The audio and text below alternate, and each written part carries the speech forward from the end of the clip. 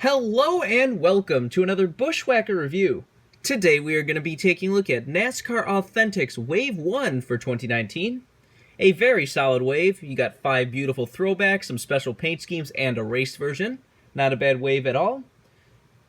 I mean, some people will point out that, it is weird that the first wave of 2019 has all 2018 cars, but really, Lionel's kind of dropped the ball on 2019 cars in general. Like, we're into April now, and we barely have any 124 scale, 2019 primaries out. Hendrick's primaries that didn't change are out, but those don't really count. You, of course, have Kyle Larson's Credit One bank car that, even popped up in Authentics by now.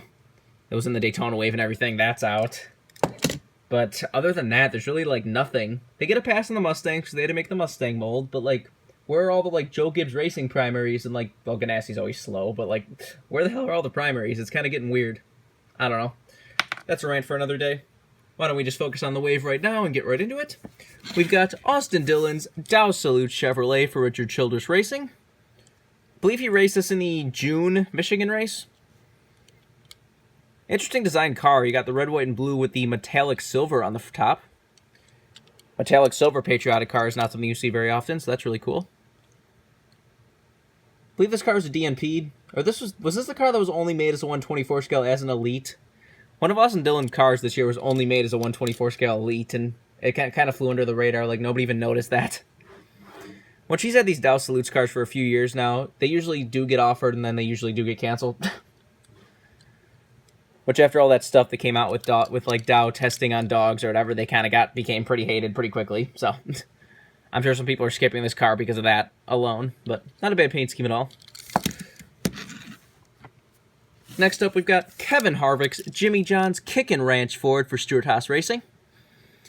Harvick raced this in the kind of summer months for a few races. I know he had a Chicagoland, and he had a Daytona in July, I think.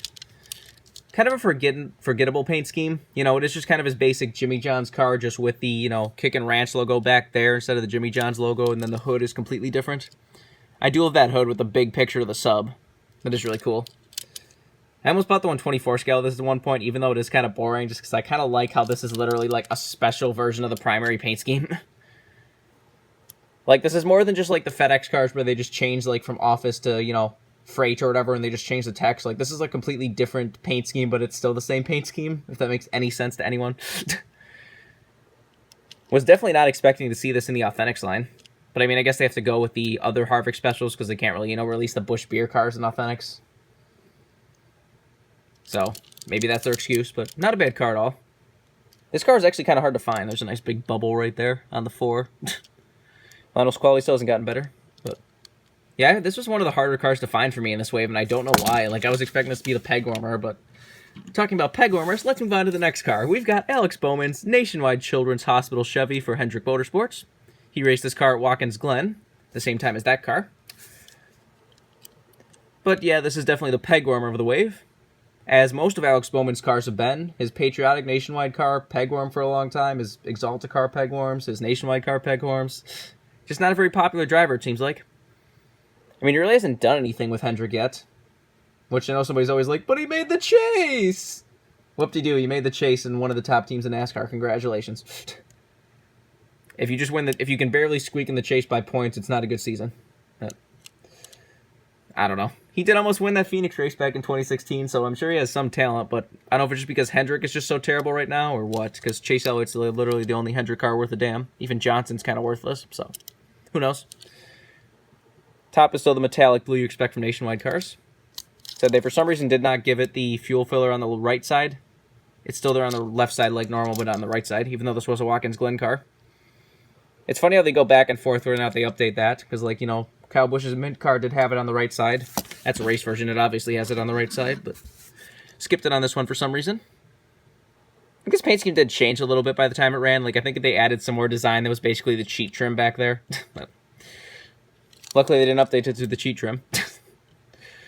Oh well, this is the peg warmer, so let's just move on. Next up, we've got Chase Elliott's Sun Energy 1 Watkins Glen first win raced version for Hendrick Motorsports. Probably one of the most memorable moments of last year. For most of the people, even though it really wasn't anything that amazing. I was there, as I've said before. I did have the 124 scale of this car, and I did review it. I don't know why I said I did have it. I still do have it, but definitely not a very exciting paint scheme. Just a metallic blue car with some flames. As I said in the 124 scale review, I do love the metallic blue. It looked very, very nice in person, but this paint scheme is very boring and generic, and I do not like the paint scheme at all. Solid blue car with some flames on the front and the back does not count as a good paint scheme. And a black side skirt if you want to put that on there too.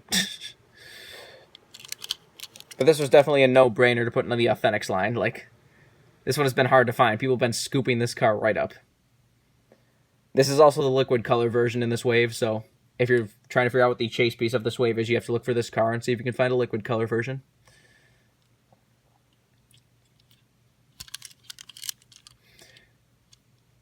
Whoop-de-doo, praise Dale, chase Elliott one. Anyways, let's move on to the throwbacks back here. First, we've got Erik Jones Sports Clips throwback, a throwback to his spotter Rick Corelli's Truck Series truck from the late 90s. I believe it was the Remax sponsored truck. It was a 6 truck. A very interesting design for a paint scheme. Definitely a good choice for throwback. Like, that's a little bit... I like when they kind of try to make it work in some way, shape, or form. And also, it was basically colored like this. What a strange idea. When your sponsor's so worried about their colors, find a way to use a throwback that's actually the colors of the car instead of just, you know, forcing it onto a car that makes no sense for anything. Anyways,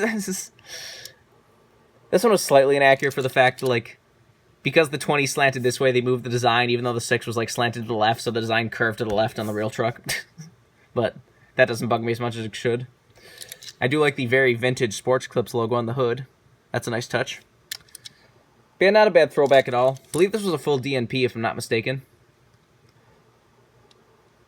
So, if you're into DNP cars, this is definitely one for you. But definitely not a bad throwback, and definitely a good choice for NASCAR Authentics. Next up, we've got Darrell Wallace Jr.'s STP Darlington Practice throwback. I just made a video on the 124 scale, the Acura race version of this car, so you can go check that video out. I do have the 124 scale of this car too, but as I said in the 124 scale of the other car video, that Petty Blue usually screws my camera up. Which this one isn't, for some reason. I guess it's so small that it's not messing my camera up, I don't know. Like I said, this was a throwback to the original STP car, before they changed it to have the, you know, day glow color that the STP cars are known for, but for the first, like, 2 races that Richard Petty had STP, he just did run this solid Petty Blue car with STP logos, so not a bad look. It is nice just to have a solid Petty Blue car. That always does look nice. This is slightly different from the 124 scale release of this car. The 124 has a bright neon orange roof number, where this one has the white number. I always hated how Petty likes to shove neon orange roof numbers into all their cars for some reason, but this definitely does look much better with just the white number, so not a bad car. We have been getting a lot of Bubba in the Authentics line. Next up, we've got Clint Bowyer's Carolina Ford Dealers Ford for Stuart Haas Racing. Of course, a throwback to Ned Jarrett's number 11. I think it was Richmond Ford dealer back then. So it's sort of a similar sponsor, but technically not the same Ford dealer. But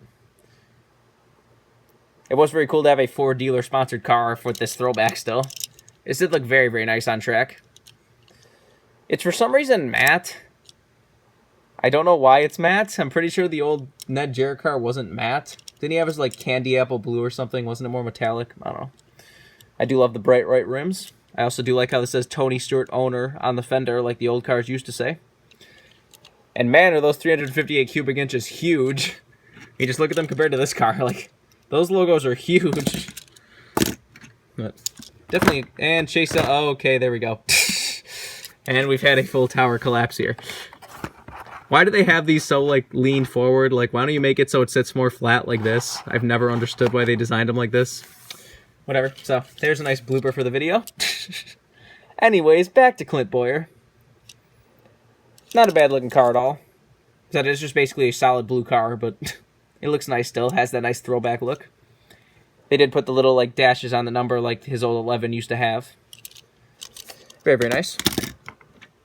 Next up, we've got Paul Menards Motorcraft throwback for the Wood Brothers. A throwback to Cal Yarbrough's Wood Brothers look. Does have these shiny gold chrome foil numbers, which don't really look very good in this 164 scale. They're very, like, grainy or metally. I don't even know what to call those, but they don't really look good in the 164. This paint scheme wasn't bad to see as a throwback, but I'm really kind of disappointed when Wood Brothers just runs one of their red and white cars, because like we see that all the time anyways. A slightly different version of it really doesn't do anything for me. Especially because this one was literally just in the bright Motorcraft red. Like back in 2016, Ryan Blaney's actually had a nice metallic candy apple red, which Lionel still screwed up anyways, but this one is accurately the regular Motorcraft red. Like I said, these things just don't do anything for me. Like, they're nice to see, but it's like we already see a red and white Wood Brothers car all the time, so seeing one in the throwback weekend doesn't really make you think, oh, wow. But definitely nice to see Wood Brothers in Authentics. It's always good to get some of the smaller teams in Authentics. And last but not least, my favorite car from this wave, one of my favorite cars of all time, we've got Joey Logano's Pennzoil Steve Park throwback for Team Penske. I've, of course, reviewed the 124 scale of this car, so go check that out if you haven't. What's the interesting thing is that this car does have a white splitter. The 124 scale does not. Not sure where they even got that. I'm pretty sure it didn't even run with, I think it ran with a yellow splitter under the black splitter, but really have no idea why they made this bright white, because I don't think it was ever like that, but I don't know. Not a bad paint scheme at all. A very classic and iconic paint scheme. So this has always been one of my favorite paint schemes of all time, so I'm really happy that Joey finally got to run it in the throwback weekend. And as I've said before, please stick with Pennzoil for your throwbacks now. Shell's run their few different paint schemes, and they kind of ran out of ideas. Like, here's our 2002 Indy car. So, please leave it with Pennzoil. Run like the Michael Waltrip 30 car, Johnny Benson's 30 car. I wouldn't even mind a yellow submarine Indy car throwback for NASCAR. Just basically take Ryan Blaney's, Menards car from last year and change the colors around. You have a yellow submarine. I don't know. But definitely a very, very nice car. And a very good choice for Authentics. I had to buy a few extras of this one. But anyways, that is Wave 1. Like I said, a very solid wave. Pretty much like all the cars in this wave, except, of course, nobody cares about this one. This one's also kind of, half and half in there. But overall, a very solid wave. I'll basically say right now, I will not be doing a Wave 2 video. The Wave 2 is just full of, 2019 Hendrick primaries that looks the same, and I just don't care enough to get them. Like I said, that car, showed off earlier in this video. This J.D. Gibbs Hamlin car is, I think, the only car I picked up so far out of Wave 2. I do want the Kyle Busch, Kyle Larson Chicagoland set, but I haven't even found those yet.